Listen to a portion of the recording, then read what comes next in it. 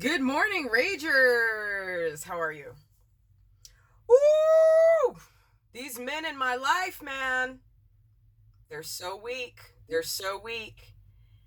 Listen, this is just a little public service announcement. Look, for those of us women who realize that we have fucked up in life, for those of us who realize who are adult enough and mature enough to realize that maybe over the years we've made a lot of bad choices and that has put us in a place where we've become very hardened and I'm not jaded, but I'm definitely hardened, that's for sure. Maybe a little cynical. um I want you to understand something. For those of us women who are actually trying to calm down and lighten up and be more feminine and be more loving and be more humble and be more submissive. We're trying to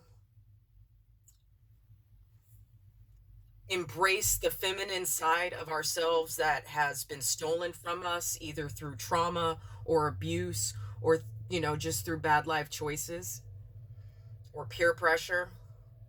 We're trying to get that back. And I, for one, as I'm walking on this journey of trying to regain my femininity and, being an advocate for gender roles and being an advocate for for family unit, you know, I'm trying to lighten up a little bit. But here's the problem. In the past 72 hours, every man that I have either trusted or paid to be competent has been a complete fucking idiot. So remember yesterday when I went to the dealership and the guy said that the part came in two parts, and he said that Ford didn't send him the second part. Well, I called this morning. Because yesterday he told me to bring the vehicle back in at 10 o'clock. Okay, so it's 9:30. I call twice. He doesn't pick up. So I call from my Vegas number. Oh, magically, he picks up. So as soon as he answered the phone, I'm already a little pissed. But I kept it cool. And, I asked him, I said, is the part there? And he's like, no, I don't know when it's going to get here, but you can still bring in the car. I said, wait a minute. You told me to bring in the car at 10. Why would I bring in the car at 10 if the part's not there? Well, I don't have any control over what Ford does. So instead of addressing the fact that, see, what he didn't understand, and this is what irritates the shit out of me about human beings, the problem wasn't that the part wasn't there. I don't care that the part hasn't arrived yet. The problem is two things. Number one, he's lying on Ford and saying that Ford sent it separately. And I'll tell you how I know he's lying in a second. The second problem is it's not about what he does with Ford or what Ford does with him. It's about how he interacts with his customer. So if you tell me to come in at fucking 10 o'clock and I'm calling you at 9:30 just to confirm to come in at 10 o'clock, and then you're copping an attitude with me because all I asked was if the part was there, and then I asked him, why did you tell me to come in at 10 if the part's not fucking there? Oh, well, I have no control. I said, it's not about Ford. We're not talking about Ford. We're talking about me and you. You're a vendor. I'm a customer. You told me to come in at 10. I'm not going to drive over there a second day in a row and you ain't got your shit together. But if I say anything, I have a fucking attitude and I'm a bitch, right? Right? This is what happens when I treat men like men. They're not. They're not. I could have done let me tell you what I did today, because I can't trust men. Okay? I can't trust men to be men. I can't trust veterans to be veterans. I can't trust alphas to be alphas. What's up? What the fuck is going on? Okay? Let me tell you what I did. I got so angry. I decided to call Ford Walnut Creek. And I just called him up.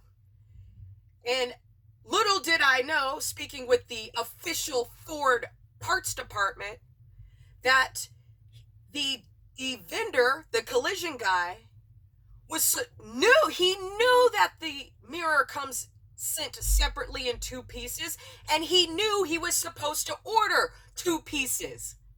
So lo and behold, it wasn't that Ford didn't send both pieces, it's that he didn't order both pieces. And even the guy on the phone was like, this guy, I mean, I'm paraphrasing, but he's like, that was a dumbass move. He's like, he should have known that. This guy owns a collision repair shop. He should have known that. Okay? But if I say anything, if I call anyone out on being incompetent, I'm a man-hating bitch, right?